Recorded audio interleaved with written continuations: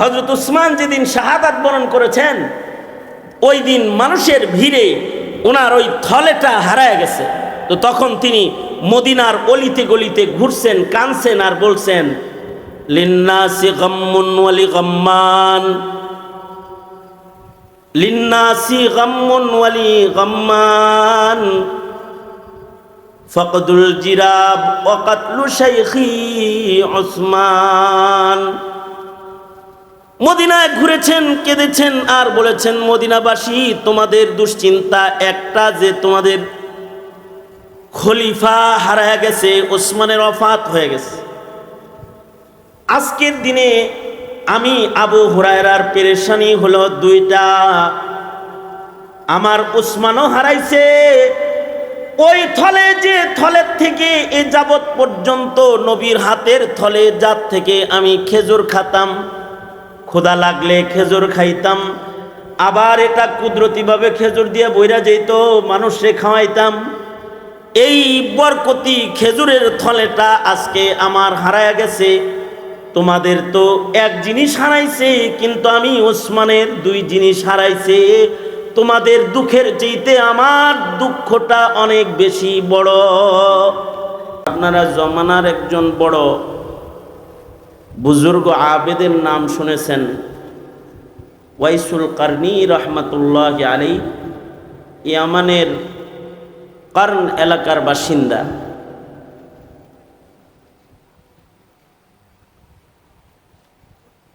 উনি নবীজির যুগ পাইছেন, কিন্তু নবীজিকে যে দেখেন নাই, নবীজির সামনাসামনি বসেন নাই, অথচ উনি নবীজির যুগ পাইছেন।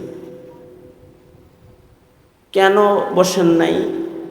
হাদিস শরীফে তার বর্ণনা সুবিস্তারিত হাদিসের কিতাবে আছে, বিশেষভাবে মুসলিম শরীফের দ্বিতীয় খণ্ডে বিলকুল শেষ ভাগে এসে ইমাম মুসলিম রহমতুল্লাহ আলাইহি ওনার বিস্তারিত বিবরণ পেশ করেছেন। নবীজির যুগ পাইছেন, কিন্তু নবীজিকে যায়া দেখেন নাই।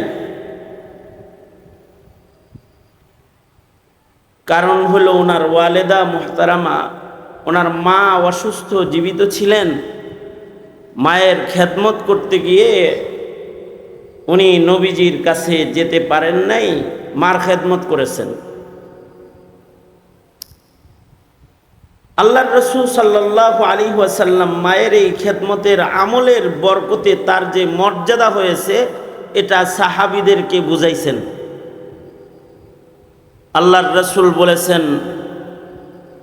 ওয়াইসুল কারনি এখন মায়ের খেদমতে আছে, হয়তো সে মদিনায় পড়ে আসবে, আসলে এই যে আমার গায়ের জুব্বাটা, এটা তাকে হাদিয়া দিও, আর আমার উম্মতের জন্য এই ওমর তুমি দোয়া করায়ও তাকে দিয়া, এবং তুমি তোমার হকেও তার কাছ থেকে দোয়া নিও। কাকে বলতেছেন? হযরত ওমর তো সাধারণ কোনো সাহাবীর নাম না। হযরত ওমর হলো ওই সাহাবী যার ব্যাপারে আল্লাহর রাসূল বলেছেন, আমার পরে কেউ নবী হইলে ওমর নবী হতো। হযরত ওমর ফারুক বাইনাল হাক্কি ওয়াল বাতিল। হযরত ওমর আশাদ্দুহুম ফি আমরিল্লাহি ওমর। হযরত ওমর মুহাদ্দিসি ওমর। আল্লাহর রাসূল বলেন, আমার মুহাদ্দিস ওমর। এরকম অনেক শান হযরত ওমরের আছে। হযরত ওমরের নেকি গয়না শেষ করা যাবে না। হযরত ওমর এই উম্মতের শ্রেষ্ঠ দুইজন মানুষের দ্বিতীয় নাম্বার। হযরত আবু বকরের পরেই হযরত ওমরের শান। হযরত ওমর নবীজির সাথে, নবীজির হুজরায়, নবীর পাশে কবরে ঘুমায় রয়েছেন। সেই ওমরকে নবীজি বলছেন যে তুমি তোমার হকে ওয়াইসুল কারনিকে দিয়ে দোয়া করায়ও। তার মানে ওয়াইসুল কারনির দোয়ার একটা পাওয়ার আল্লাহর রসুলের বর্ণনার মাধ্যমে পেশ করেছেন। ওয়াইসুল কারনি যদি কোনো দোয়া করে তো ওই দোয়া আল্লাহ তাআলা ফেরত দেন না, এটা বুঝাইছেন। উম্মতের জন্য দোয়া করাইতে বলছেন। কিন্তু মনে রাখতে হবে, মায়ের খেদমত করে, কিন্তু উনি সাহাবীর চাইতে বেশি দামি হন নাই। যদি খালি এক নজর যে নবীজিকে দেখতো বা সোহবতে থাকতো, তাইলে যে দামটা হইতো, ওই পর্যন্ত মায়ের খেদমত দিয়ে কেউ যেতে পারে নাই, পারে না, পারবে না। যারা রাসূলকে দেখেছে সরাসরি, নবীজির সোহবতের একটা আলাদা দাম আছে।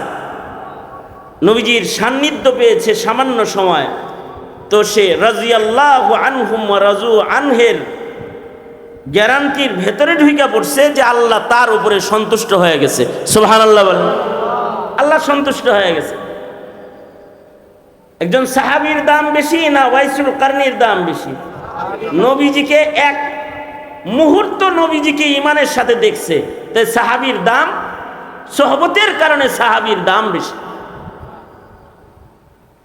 হযরত আব্দুল্লাহ ইবনুল মুবারককে জিজ্ঞাসা করা হয়েছিল, ওমর ইবনে আব্দুল আজিজের দাম বেশি না আমিরে মুআবিয়া রাদিয়াল্লাহু আনহুর দাম বেশি?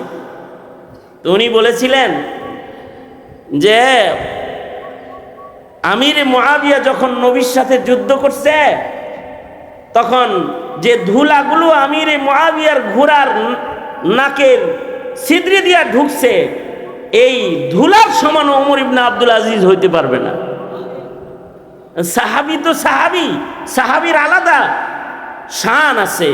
সেটা হলো সাহাবী আল্লাহর সন্তুষ্টির সনদ প্রাপ্ত কাফেলার সদস্য। হ্যাঁ, অবশ্য সাহাবীদের শুউন আলাদা, প্রত্যেকটা সাহাবীর আলাদা আলাদা কিছু শান আছে। এক এক সাহাবীর আলাদা আলাদা শান আছে। ইবাদতের শান যেমন শান ওয়াইসুল কারনির আছে, মায়ের খেদমতের শান। মায়ের খেদমতের কারণে ওনার জবান মকবুল জবান, মুস্তাজাবুদ দাওয়া জবান, যা দোয়া করবে তাই কবুল হয়ে যাবে। এ কারণে আল্লাহর রাসূল উমরকেও দোয়া লইতে বলছেন এবং উম্মতের জন্য দোয়া চাইতে বলছেন। তাহলে বোঝা যায় মায়ের খেদমতের আলাদা একটা শান আছে। মা আছে কার কার? হাত তোলেন।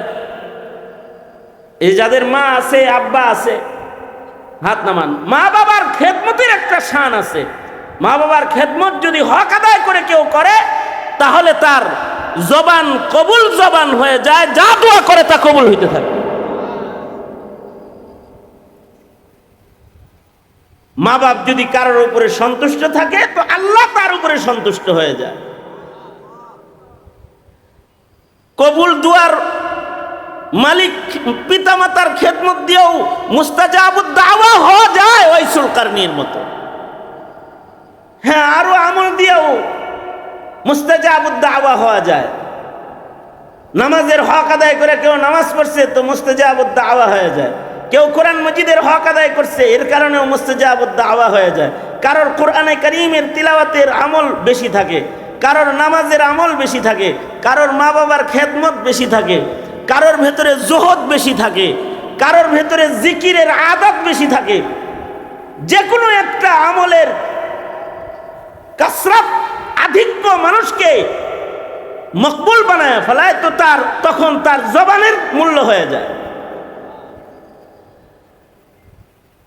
অলি বুজুর্গদের জবানের মূল্য কেন? আমলের কারণে তাদের জবানেরও মূল্য। লাউ আকসামা আলাল্লাহি লা আবাররা। অলি বুজুর্গরা যদি কোনো কসম করে, তো তাদের কথা পূরণ করার জিম্মাদার আল্লাহ নিজে হয়। এ কারণে অলি বুজুর্গদের কাছে দোয়া লইতে হয়, চাইতে হয়। আমলওয়ালা মানুষের কাছে দোয়া চাইতে হয়, কারণ আমলওয়ালা মানুষগুলা মকবুল, মঞ্জুর। উম্মতের এমন কিছু মানুষ আছে যা চায়, মুখ দিয়ে যা বাইর করে তাই আল্লাহ তাআলা পূরণ করে ফেলায়। আছে এমন মানুষ আছে। যেমন পূর্বের যুগের কিছু মানুষের বর্ণনা শেখুল হাদিস সলিমুল্লাহ খান রহমতুল্লাহ আলাইহি, উনি ওনার কিতাব মাজালিসুল ইলমি ওয়াজ যিকির এর ভেতরে একটা ঘটনা বলছেন ওই জমানার এক বুজুর্গের, যে ওই এক জমানার বুজুর্গ অনেক বড় আলেম না, কিন্তু আবেদ বড়। অর্থাৎ নামাজ তাকবীরে উলার সাথে পড়ে, ইবাদত বন্দেগী তাকবীরে উলার সাথে করে, মসজিদে যায় নামাজটা পড়ে, নফল রোজা বেশি রাখে, আইয়ামে বীজে রোজা রাখে, জিকির করে, তিলাওয়াত করে। এর কারণে সে মুস্তাজাবুদ দাওয়াত ছিল, যা দোয়া করতে এটা কবুল হয়ে যেত। উনি বর্ণনা করতে গিয়ে বলেন, এই লোক একদিন মসজিদে গেছে ইমাম সাহেবের ওখানে রাতের বেলায় এশার পরে খাবারের আগ দিয়া। আচ্ছা, খাওয়ার আগ দিয়া কেউ যদি আসে তারে মানুষ খাইতে কয় না ভদ্রতার খাতিরে? হ্যাঁ, তো একজন আবেদ মানুষ, বুজুর্গ মানুষ মসজিদে আসছে, তো ইমাম সাহেব তাকে বলতেছে, আমার সাথে খাওয়ান খান, এই খাবার খামো, দস্তরখান লাগাইছি, খানা খান। শেখুল হাদিস সলিমুল্লাহ খান রহমতুল্লাহ আলাইহি উনি বলেন যে এই বুজুর্গ আবেদে কয় কি, এই সাধারণ জিনিস খাই না, যা মোরগ পোলাও হইলে খাইতাম। কি কি যে কি খাইতো? মোরগ পোলাও যদি হইতো তাইলে খাইতাম। তো উনি বলতেছে, আবেদ থেকে এখনো খাওয়ার লোভ যায় নাই, মনে মনে বলতেছে আর কি, ইবাদত তো খুব করে কিন্তু ভালো খাওয়ানোর লোভ ঠিকই আছে, মোরগ পোলাও খাইব। রাতের বেলায় মোরগ পোলাও কে দিব? এই বলে উনি একটু বিরক্তি হইয়া নিচে খাবার খেয়ে ফেলেছে। এ আল্লাহর বান্দা নামাজে দাঁড়ায় রয়েছে, নফল নামাজ পড়তেছে। অনেক লম্বা সময় নামাজ পড়ে রাতের বেলায় যখন বিশ্রাম নিছে, রাত 12টা 12:30 বাজে, তো এমন সময় ইমাম সাহেবের কামরার কাছে এলাকার এক মহিলা খাতুন, একটা মহিলা এসে দরজায় নক করেছে, ইমাম সাহেব উঠেন উঠেন, গরম কিছু খাবার আনছি, এটা একটু গ্রহণ করেন। দরজা খুইলা খাওন লইছে, খাওনের টিফিন বাটিটা নিয়া জিগাইতাছে, এটার ভিতরে কি আছে? এটার ভিতরে মোরগ পোলাও আছে। তুমি রাত 12টা 12:30টার সময় মোরগ পোলাও আনছো কিসের লেগে? তো শেখুল হাদিস সলিমুল্লাহ খান রহমতুল্লাহ আলাইহি উনি বলেন যে তখন এই মহিলাটা বলতেছে যে সন্ধ্যা রাত্রে আমার সন্তান হারায় গেছে, সন্তানের জন্য মায়ের একটা মায়া, সন্তান পাই না, ছোট বাচ্চা, মাসুম বাচ্চা হারায় গেছে। তো আমি দরিদ্র মানুষ মান্নত মানছি যে আল্লাহ, আমার বাড়িতে একটা মোরগ আছে, তুমি যদি আমার সন্তানটাকে আমাকে ফিরায় দাও, তো আমি মোরগ পোলাও রান্না করে আলেমে দ্বীন এবং মুসাফিরদের মেহমানদারি করব। আল্লাহর কি কুদরত, কিছু সময় পরে আমার ছেলেটারে পায়া লাইছে। এখন চিন্তা করলাম, সন্তানের মায়ায় যে মান্নত মেনেছি, রাতারাতি মোরগটাকে জবাই করে মোরগ পোলাও রান্না করে ইমাম সাহেবের কাছে দিয়ে আসি, কোনো মুসাফির থাকলে সেখান থেকে মুসাফিরও খায়া নিবে। ইমাম সাহেব কয়, খাতুন তুমি তো আসলে আসো নাই, তোমাকে আল্লাহ তাআলা কোনো কারণে মোরগ পোলাও রান্না করায় এখানে এনেছে, কারণ এমন একজন আবেদ মুসাফির এখানে আছে যার মুখ দিয়ে মোরগ পোলাও খাবে, এটা বের হইছে। যাও। মহিলা চলে গেছে।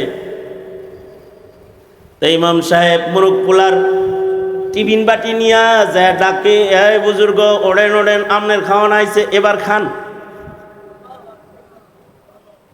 আসল কথা হলো, আল্লাহর কিছু পেয়ারা বান্দা এমন হয়ে যায়, তারা যদি কিছু আল্লাহর কাছে চায়, তারা যদি আল্লাহর কাছে কোনো দোয়া করে, তো তাদের দোয়া আল্লাহ তাআলা কবুল করে নেয়। তাদের মুখে যদি কোনো শব্দ উচ্চারণ হয়, তাদের কসম পূরণ করার জিম্মা আসমানের মালিক আল্লাহ তাআলা গ্রহণ করে। এটা ইবাদতের শান যাদের হয়, তাদের এরকম হয়। আমাদের কিন্তু এখন ইস্তেসকা পড়লেও বৃষ্টি হয় না। আমরা মুখে অনেক কিছু বলি, কিন্তু আমাদের কথা পূরণ হয় না। কেমন যেন আমাদের দোয়া পূরণ হয় না, দোয়া কবুল হয় না, দোয়ার জাযা আমরা দেখতে পাই না, কারণ আমাদের আমলি জিন্দেগির হালাত বেশি ভালো না।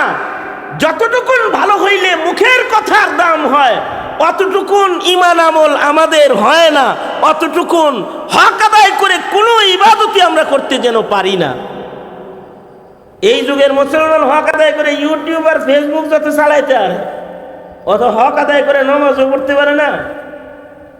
আর যত সুন্দর করে আড্ডা দিতে পারে, প্রেম দিবস পালন করতে পারে, প্রেমিকার হক আদায় করতে পারে, অত সুন্দর করে মায়ের হক আদায় করতে পারে না। বাবার হক আদায় করতে অতটুকুন পারে না। নাস্তিক নেতার হক যতটুকুন আদায় করতে পারে, বাবার হক অতটুকুন আদায় করতে পারে না, নবীর হক অতটুকুন আদায় করতে পারে না। সঙ্গত কারণে হাউকাউ তো অনেক হয়, মুখ দিয়া দোয়াও অনেক হয়, দোয়াগুলো কি হয় না? কবুল হয় না।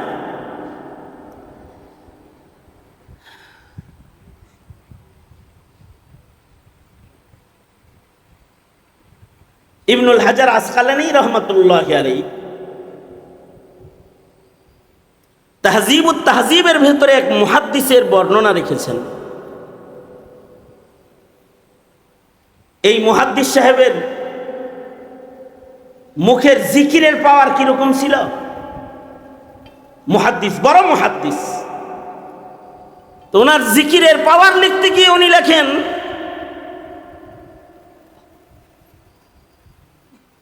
উনি যদি চলতি পথে, এই কার বর্ণনা বলতেছি? ইবনুল হাজার আসকালানির বর্ণনা বলতেছি। ইবনুল হাজার আসকালানি শারিহুল বুখারী, ফাতহুল বারী যিনি লিখেছেন, ইবনুল হাজার আসকালানি উনি এই মুহাদ্দিসের জবানের হালাত, আল্লাহর সাথে তার সম্পর্কের হালাত বর্ণনা করতে গিয়ে বলেন যে এই মুহাদ্দিসের যদি খিদা লাগতো, খিদা, আর যদি উনি রাস্তার থেকে কঙ্কর উঠায়া হাতে লয়ে যদি আল্লাহর নামের তসবিহ পড়ে ফেলতো, তো আল্লাহ তাআলা উনার হাতের কঙ্করকে খেজুর বানায় দিত সাথে সাথে। তারপরে উনি খাইতো, ওনার ক্ষুধা মিটা যেত। হ্যাঁ,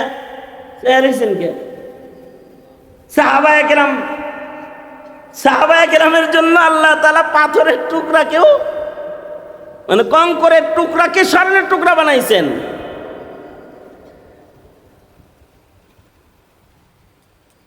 চাক্কি ঘুরাইছে, অটোমেটিক আটা বাইর করছেন। কে বাইর করছেন? আল্লাহ তাআলা বাইর করছেন। এই বুজুর্গ হইল, উনি যদি কঙ্কর হাতে লইতেন, তে ওই কঙ্করটাকে আল্লাহ তাআলা খাওয়ার জন্য খেজুর বানায় দিতেন। সাহাবীদের জীবনে এমনটি আছে, যেমন হযরত আবু হুরায়রা রাদিয়াল্লাহু আনহু, তিনি 2 যুগ পর্যন্ত, হযরত উসমানের শাহাদাত পর্যন্ত কুদরতি খেজুর খাইছেন। কোনো দিন খাবারের কষ্ট ওনার করতে হয় নাই, কারোর কাছে সোয়াল করে কিছু খাইতেও হয় নাই। খিদা লাগলে আল্লাহর রাসূল কিছু খেজুর হাদিয়া দিছিল, যেটা একটি থলের ভেতরে তিনি কোমরে রেখেছেন। হযরত উসমানের যুগ পর্যন্ত উনি খিদা লাগলেই কোমর থেকে খেজুর বাইর করে খাইতেন, আবার রাখতেন, খেজুর দিয়ে আবার থলে ভরপুর হয়ে যেত। মেহমান আসলে খাওয়াইতেন, নিজে খাইতেন, আবার কোমরে রাখতেন, আবার খেজুর দিয়ে এটা কুদরতি ভাবে ভরে যেত। হযরত উসমান যেদিন শাহাদাত বরণ করেছেন, ওই দিন মানুষের ভিড়ে ওনার ওই থলেটা হারায় গেছে। তো তখন তিনি মদিনার অলিতে গলিতে ঘুরছেন, কানছেন আর বলছেন, লিন্নাসি গাম্মুন ওয়ালি গাম্মান, লিন্নাসি গাম্মুন ওয়ালি গাম্মান, ফাকদুল জিরাব ওয়া কাতলু শাইখি উসমান। মদিনায় ঘুরেছেন, কেঁদেছেন আর বলেছেন, মদিনাবাসী, তোমাদের দুশ্চিন্তা একটা, যে তোমাদের খলিফা হারায় গেছে, ওসমানের ওফাত হয়ে গেছে। আজকের দিনে আমি আবু হুরায়রার পেরেশানি হলো 2টা, আমার ওসমানও হারাইছে। ওই থলে, যে থলের থেকে এ যাবৎ পর্যন্ত নবীর হাতের থলে, যার থেকে আমি খেজুর খাতাম, ক্ষুধা লাগলে খেজুর খাইতাম, আবার এটা কুদরতিভাবে খেজুর দিয়ে বইরা যেত, মানুষে খাওয়াইতাম। এই বরকতি খেজুরের থলেটা আজকে আমার হারায় গেছে। তোমাদের তো এক জিনিস হারাইছে, কিন্তু আমি ওসমানের 2 জিনিস হারাইছে। তোমাদের দুঃখের চাইতে আমার দুঃখটা অনেক বেশি বড়। এটা উনি মদিনার গলি দিয়া হাঁটতেন আর চিৎকার করে করে এই কথা বলতেন আর কাঁদতেন, কুদরতি খাবার খেতেন। হজ্জে বাইতুল্লাহতে যাইতেছে পায়ে হাইটা, ওনার পাশ দিয়েই আর এক বুজুর্গ হজ্জে বাইতুল্লাহতে যাইতেছে ঘোড়ার পিঠে সওয়ার হইয়া, ঘোড়ার পিঠে সওয়ার হইয়া যাইতেছে। ইহরামের কাপড় পরা দেখা মনে হয় যে উনিও হজ্জে বাইতুল্লাহতে যাইতেছেন পায়ে হাইটা, কিন্তু উনি দিন তারিখ মিল করে দেখে এই যেখানে উনি পায়ে হাঁটতাছে এই জায়গার থেকে আরাফা পর্যন্ত পায়ে হাইটা যাইতে যাইতে ওনার আরাফা পাবে কিনা সন্দেহ আছে, এরকম একটা সন্দেহ ওনার দিলের ভেতরে আছে। কিন্তু ওনার সওয়ারিতেও জায়গা নাই তাকে উঠায়া একরাম করার, সে নিজে সামান সহ সওয়ারি চড়ে সে হজ্জে বাইতুল্লাহতে যাইতেছে। তো রাস্তা চলতে চলতে চলতে চলতে কিছু দূর যাওয়ার পরে একটা পশু বিক্রির বাজার পড়ছে, পশু বিক্রি, ঘোড়া বেচে, উট বেচে, এরকম একটা বাজার মিলছে। এই বাজারের কাছে যখন অতিক্রম করতেছে তখন উনি চিন্তা করলেন, এ পাইছি রে, এইখানে দাঁড়াই, ওই আল্লাহর বান্দা আসুক, তাকে কিছু টাকা হাদিয়া দিব, সে যেন একটা ঘোড়া কিনা যায়, তাহলে আরাফাটা পেয়ে যাবে। আমি নয় হজের সফরে খাবারে একটু কষ্টও করলাম, একটা মানুষের হস্ত হয়ে যাবে। এইখানে দাঁড়ায় রয়েছে, পায়ে হাইটা হাইটা ওই আল্লাহর বান্দা এই বাজার পর্যন্ত আসছে। আসছে পরে উনি এই আল্লাহর বান্দাকে বলে কি, ইহরামের হালাত দেখে মনে হয় আরাফায় যাইতেছেন, মুখে তালবিয়া আছে, লাব্বাইক পড়তেছেন, হজে যাইতেছেন মনে হয়। হ্যাঁ হজে যাইতেছি। তো যেই গতিতে মরুভূমিতে হাইটা যাইতেছেন আরাফার গন্ধ পাইবেন কিনা সন্দেহ আছে, যাইতে যাইতে আরাফা শেষ হয়ে যাইব। তা আপনি একটা কাজ করেন, আপনাকে আমি এই যে দিরহামগুলা হাদিয়া দিলাম, এই বাজার থেকে আপনি একটা ঘোড়া অথবা একটা সওয়ারি খরিদ করে আরাফায় চলেন, একসাথে যাই, তো আরাফা পাওয়াটা নিশ্চিত হয়ে যাবে, কারণ আমার এই ঘোড়ায় দুইজন বসা সম্ভব না। তো এই লোকটা বলে, তুমি আমার টাকা সারতেছো কি লেগে? পায়ে হাঁটতেছি দেখে গরিব লাগতেছে আমার। মানে আমি যে পায়ে হাইটা যাইতাছি এর লেগে কি আমার গরিব গরিব লাগে নাকি তোমার? কয় হ্যাঁ তাই তো মনে হয়। এই লোকটা আকাশের দিকে হাত তুইলা বলে, আল্লাহ তোমার এই বান্দা আমারে গরিব মনে করতেছে, কিছু দিরহাম দাও না, হাদিয়া তোহফা বিতরণ করার জন্য দাও। এই কথা বইলা উপরের দিকে হাতটা তুইলা মুট করছে, মোট করার সাথে সাথে হাতটা নিচে নামাইছে আর দেখে যে দিরহামের থলে হাতের ভিতরে আছে, দিরহামের থলে আছে হাতের ভিতরে। কারোর কাছ থেকে যদি নিতেই হয় তাহলে তোমার হাত থেকে কেন নিব? কারোর অনুগ্রহ যদি নিতেই হয় তোমার কাছ থেকে কেন নিব? আমার উপরে দয়া মায়া করনে ওয়ালা আমার মালিক আল্লাহ তো তোমার চাইতে আমার বেশি কাছে। যদি দরকার হয়ে যায় তাহলে তার কাছে চাইমু, আল্লাহর কাছ থেকে চাইয়া নিমু। তোমার কাছে তো চাওয়ার দরকার নেই, তোমারে আরো কিছু হাদিয়া দিলাম, নাও এগুলো বিতরণ করো। জানো আমি পায়ে হাইটা কেন যাইতেছি? মনে বড় সাদ, পায়ে হেঁটে আকাবিরদের অনুসরণ করে করে হজ্জে বাইতুল্লাহতে কাবায় যাব। যত কদম বেশি বাইতুল্লাহ যাইতে আমি হাঁটবো, অত বেশি নেক লইয়া আমি আল্লাহর আদালতে দাঁড়াবো। নেকি বেশি কামাই করার জন্য পায়ে হাঁটতাছি, দারিদ্রতার কারণে পায়ে হাঁটতাছি না। যেমন আল্লাহর রাসূল সাল্লাল্লাহু আলাইহি ওয়াসাল্লাম কখনো কখনো মাসের পর মাস নবীজির ঘরের চুলায় আগুন জ্বলতো না। এটা ঐচ্ছিক দারিদ্রতা, আল্লাহর রাসূলের শান্ত এটা। নবীজি যদি আল্লাহকে বলেন, ওগো আল্লাহ উহুদ পাহাড় আমার জন্য স্বর্ণ বানায়া দেন, আল্লাহর রাসূল বলেন আমি যদি বলি আল্লাহ ওহদ পাহাড় সোনা বানায়া দেন, তো আল্লাহ ওহদ পাহাড় স্বর্ণ বানায়া দিবে। কিন্তু ফক্র ফাকাকে ইচ্ছাকৃত গ্রহণ করেছি, কারণ আল্লাহর কাছে ফক্র ফাকাটা, দারিদ্রতা আল্লাহর পছন্দের। দারিদ্রতাটা এটা আল্লাহর পছন্দের। আমরা তো মনে করি যার কাছে টাকা বেশি আছে সে আল্লাহর পছন্দের, আর যে ফকির মার্কা ও হলো আল্লাহর অপছন্দের। আমরা এরকম মনে করি না? ইবনুল জাওজি রহমতুল্লাহ আলাইহি, ইবনুল জাওজি রহমতুল্লাহ আলাইহি উনি বর্ণনা করেছেন যে ওনার যুগে এক বুজুর্গ ছিল, বুজুর্গের নাম ছিল আবু আবদুল্লাহ রহমতুল্লাহ আলাইহি, মসজিদের ইমাম সাহেব ছিল। ওই এলাকায় এই আবু আবদুল্লাহর মহল্লায় আবু আবদুল্লাহ বর্ণনা করেন উনার মহল্লায় এক আবেদের আগমন হলো। আবেদ কিন্তু আলেম হওয়া জরুরি না, আপনারা সবাই কি মৌলবী নাকি? কিন্তু যদি আপনি আবেদ হন তাহলে আপনার পাওয়ার বাড়তে পারে। ওই এলাকায় এক আবেদ ছিল, আবেদের নাম শেখ হাজ্জাজ আবেদ রহমতুল্লাহ আলাইহি। সাধারণ দারিদ্র একজন মানুষ ছিল, দরিদ্র মানুষ, কিন্তু ইবাদত বন্দেগী এত বেশি করত যে তাকে ওলি বুজুর্গরাও চিনত। কারণ রতনে রতন চিনে, চোরে চিনে। কি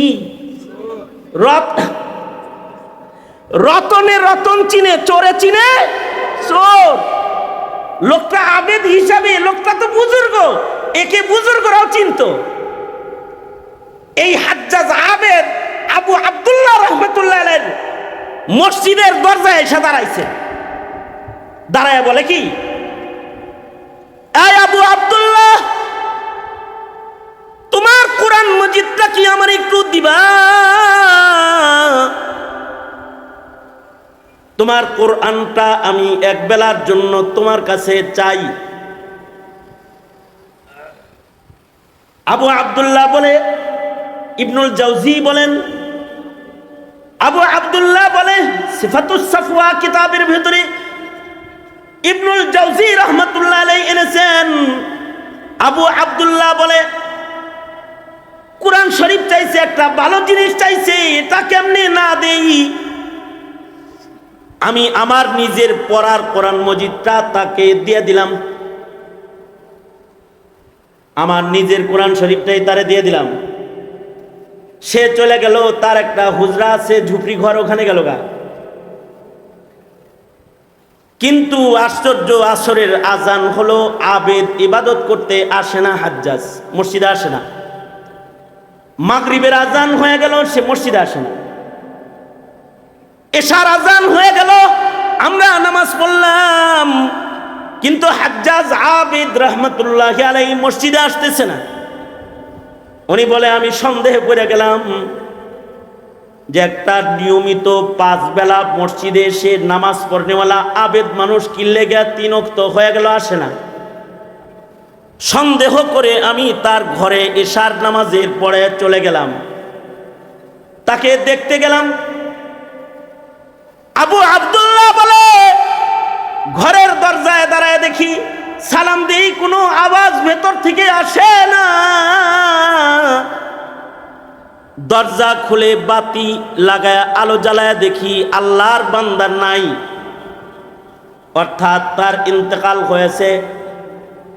কিন্তু ইন্তেকালের পরে চিত্রটা এত সুন্দর, আমার কাছ থেকে যে আল্লাহর কোরআনটা চাইয়া লই আইছে, বাচ্চা যেমন তার মাকে বুকের ভেতরে জড়ায় ধরে ঘুমায় যায়, আমার কাছ থেকে চেয়ে আনা আল্লাহর কোরআনের মাসহাফ, আল্লাহর কোরআনকে বুকের মধ্যে জড়ায় ধইরা সে মরে গেছে,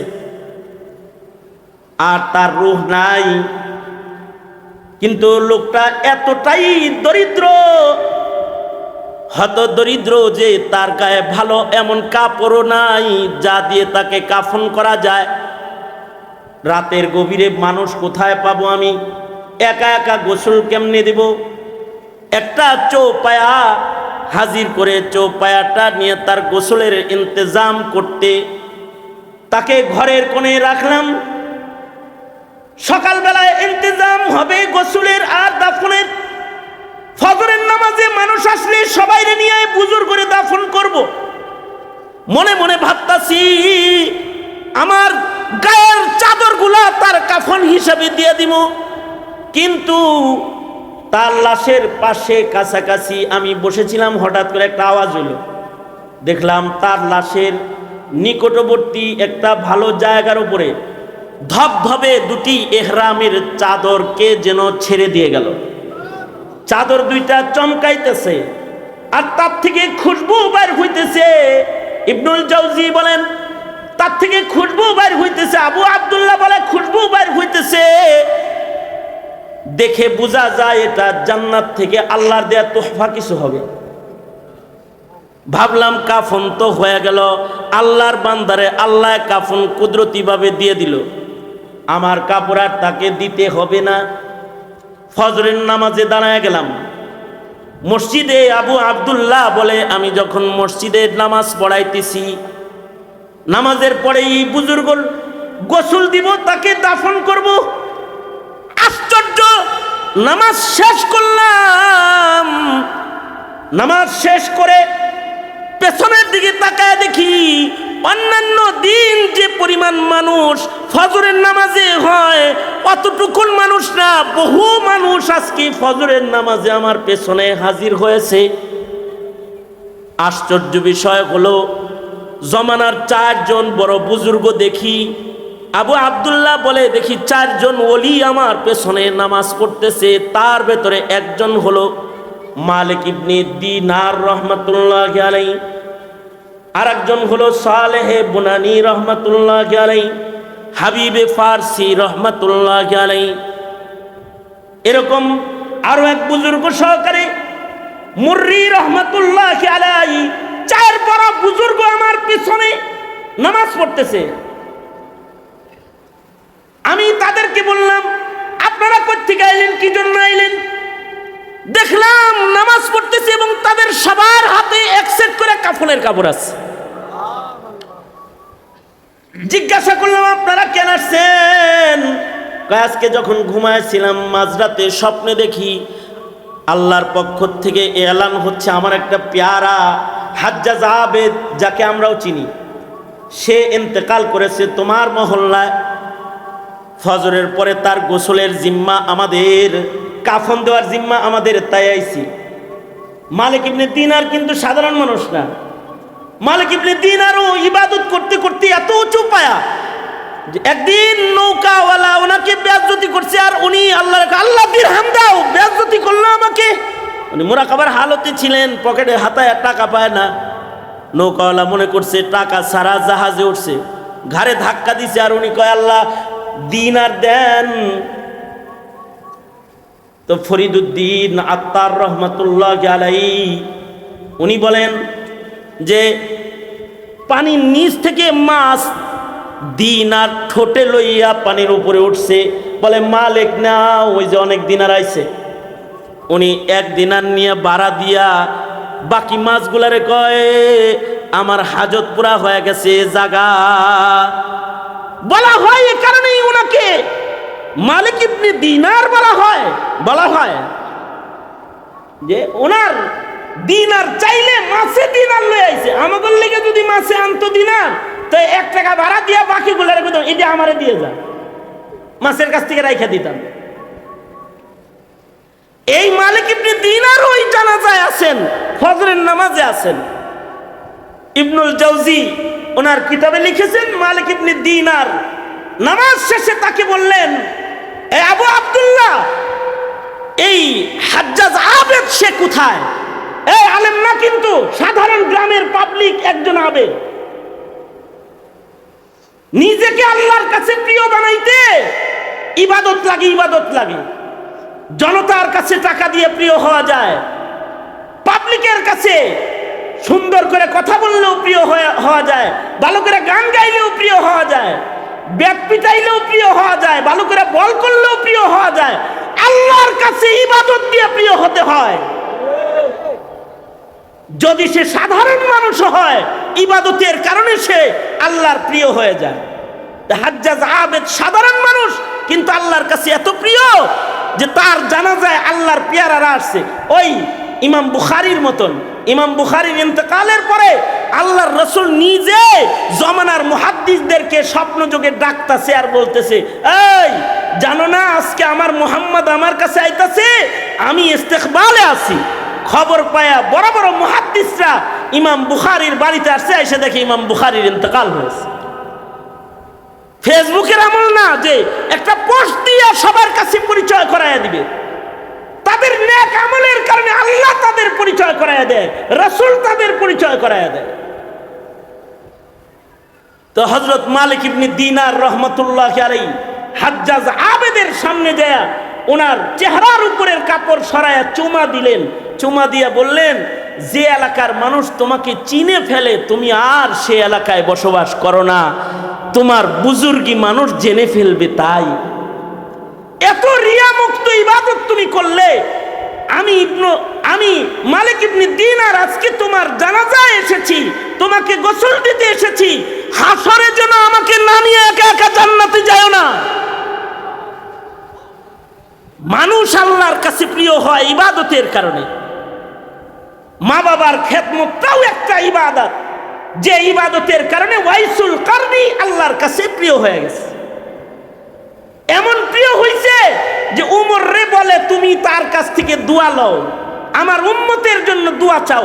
তার মানে এটা না যে ওয়াইসুল কারনির মূল্য উমরের চাইতে বেশি হয়েছে, তা না। কিন্তু নবীর সবচেয়ে আদনা সাহাবীকে যদি একদিকে রাখা হয়, আর এমন ওয়াইসুল কারনির মতো শত শত ওয়াইসুল কারনি যদি আর একদিকে রাখা হয়, উমর ইবনে আব্দুল আজিজের মতো তাবিকে যদি আর একদিকে রাখা হয়, একজন সাহাবীর মূল্য দুনিয়ার সব তাবিকে দিয়া একজন সাহাবীর মূল্য আদায় করা সম্ভব হবে না। সাহাবীর আসল অর্জনটা কি? সাহাবীর আসল অর্জন হলো অনেক নামাজ, অনেক রোজা, অনেক সাদকা, অনেক খায়রাত না। সাহাবীর আসল অর্জন হলো ঈমানের সাথে রাসূলের এক নজর দেখছে। এটা হলো তার জীবনের আসল অর্জন। নবী রাসূল আর কোনোদিন পৃথিবীতে আসবে না, কিন্তু নবীর নায়েবরা দুনিয়াতে জায়গায় জায়গায় বসবে। নবীরা আর কথা বলতে আসবে না, নবীর নায়েবরা কথা বলবে। কিয়ামত পর্যন্ত গরম বরদাস্ত করে তোমাদের মতো যারা আলেমের চেহারা দেখবে অথবা আলেমের সামনে বসবে, খোদার কসম যারা মোল্লা পছন্দ করে না, মৌলবীরে জঙ্গি বলে আটকাইতে যারা চায়, অমন ইমানদার লাখো কোটি এক জায়গায় করলে আশেকে উলামা একজন মুমিনের মূল্য দেওয়া সম্ভব হবে না। এটা হলো আলেমের সোহবতের দাম। আর আলেমের মোহাব্বতটা নবীজির মোহাব্বত, কারণ আলেমরা নায়েবে নবী।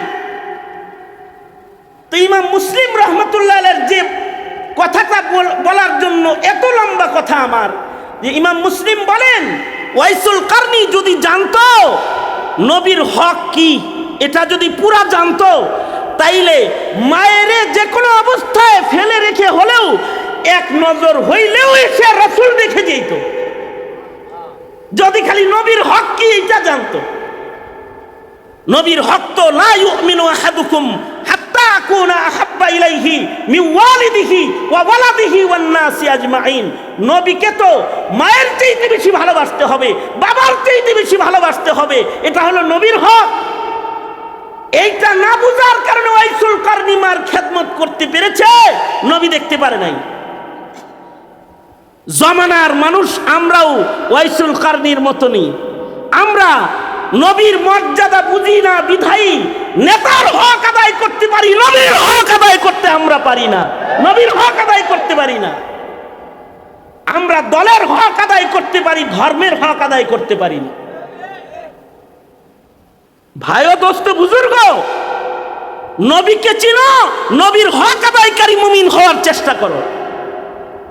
লাখো কোটি উম্মত আর একজন নবীর হক আদায়কারী উম্মত, অনেক ব্যবধান, অনেক ব্যবধান। নবীর হক আদায়কারীর জিম্মাদার স্বয়ং আল্লাহ। নবীর হক আদায় করে কেউ যদি মইরাও যায় সে জান্নাতে চলে যায়।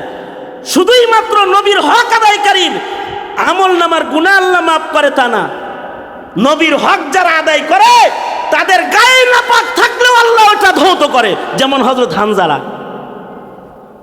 হানজালাকে আসমানের পানি দিয়ে আল্লাহ গোসল দিয়েছেন, কারণ হযরত হানজালা নবীর হক আদায়কারী।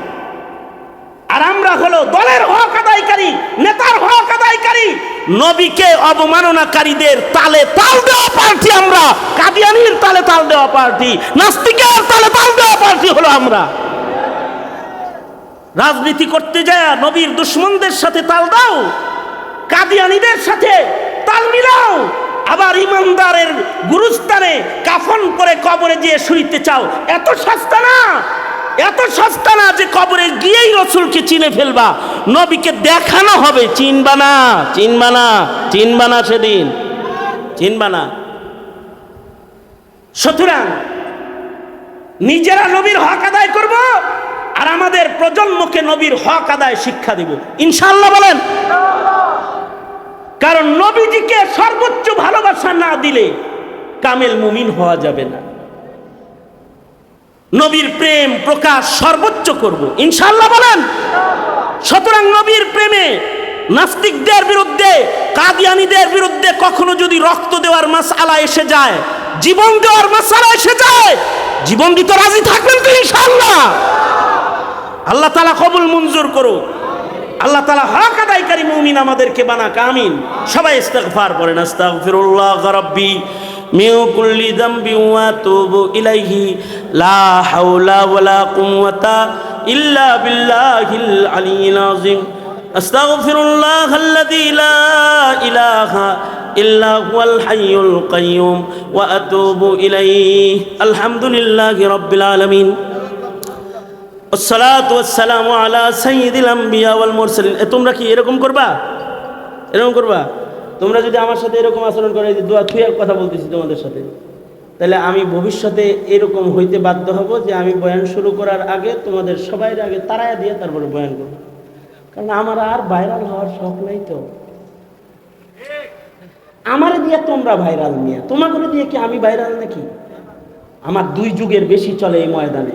যখন তোমাদের এই ক্যামেরার জন্ম হয় নাই তখন থেকে আমি ময়দানে। তোমরা এতটা মানে বেবুজ যে দোয়া শুরু করছি, এখন তোমরা ক্যামেরা ধরো। তুমি এতটুকুন জায়গা কাইটা দিও পরে, তুমি এটা তোমার ব্যবসার সামান না, কিন্তু তোমার জিন্দগির সামান তো দোয়াটা। এতক্ষণ বলে কি দোয়া ওয়াজ করলাম, কি রাত বইরা মারলাম, কই কয় ব্যাং মারছো। ইউসুফ জুলাইখার কিচ্ছা শুই না, কয় ইউসুফ কি জুলাইখা কি পুরুষ না মহিলা? তো ওয়াজ শুই না, কি শিখলাটা কি? রাগ হইছ? মুসিবতে আছি আমি। আলহামদুলিল্লাহি রাব্বিল আলামিন, আসসালাতু ওয়াসসালামু আলা সাইয়্যিদিল আম্বিয়া ওয়াল মুরসালিন মুহাম্মাদিন ওয়া আলা আলিহি ওয়া আসহাবিহি আজমাইন। রব্বুল আলামিন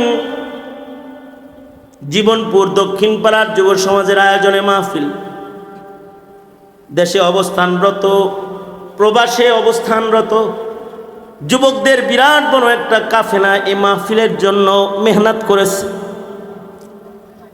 যোগ্য বুজুর্গদেরকে এখানে হাজির করেছে। প্রচণ্ড গরমের ভেতরে মাঝরাত পর্যন্ত মাহফিলে বসে রয়েছে।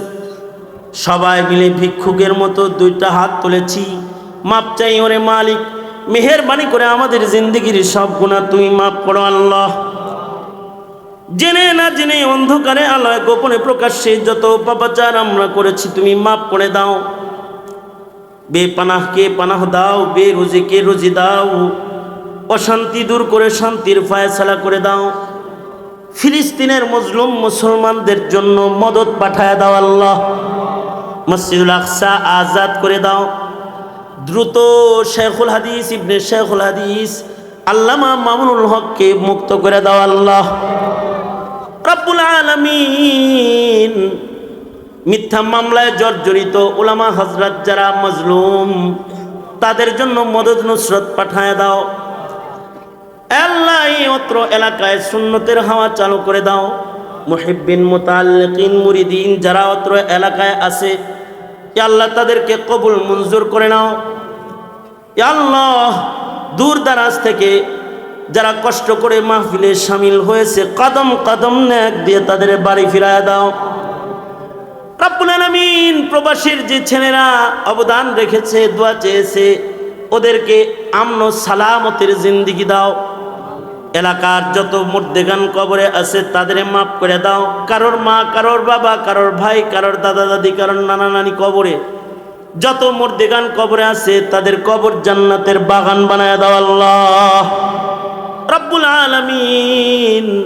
যারা অসুস্থ রোগী ঘরে আছে তাদের সুস্থ করে দাও। ইয়া আল্লাহ সিদ্দিক মিয়া সহকারে যত যুবকরা এই মাহফিলের পেছনে মেহনত করেছে, ইয়া আল্লাহ সকলকে তুমি উত্তম জাযা দান করো আল্লাহ রব্বুল আলামিন। জানি না কখন মৃত্যুর পরওয়ানা জারি হয়ে যায়, আবেদ হিসাবে মুবারক একটা মরণ আমাদের দিও আল্লাহ। গুনাহগার বলে ডাক দিও না, তোমার পেয়ারা বলে ডেকে কবরে নিও আল্লাহ। আবেদে খাস বলে কবরে নিও আল্লাহ। ইয়া আল্লাহ জিন্দেগির সব গুনাহ মাফ করে মাসুমিয়ত দান করো আল্লাহ। অনেক কিছু বলার সংক্ষেপ কথা, যত কল্যাণ মঙ্গল সব আমাদের দান করো। এই দেশ এই জাতির জন্য কল্যাণের ফয়সালা করো। আল্লাহুম্মা আফিনা ফি কুদরাতিকা ওয়া আদখিলনা ফি রাহমাতিক। আল্লাহুম্মা ইন্না নাসআলুকাল জান্নাতা ওয়া রাযাকা ওয়া নাউযু বিকা মিনান নার। সুবহানা রাব্বিকা রাব্বিল ইজ্জাতি আম্মা ইয়াসিফুন ওয়া সালামুন আলাল মুরসালিন ওয়ালহামদুলিল্লাহি রাব্বিল আলামিন। আসসালামু আলাইকুম ওয়া রাহমাতুল্লাহি ওয়া বারাকাতুহু।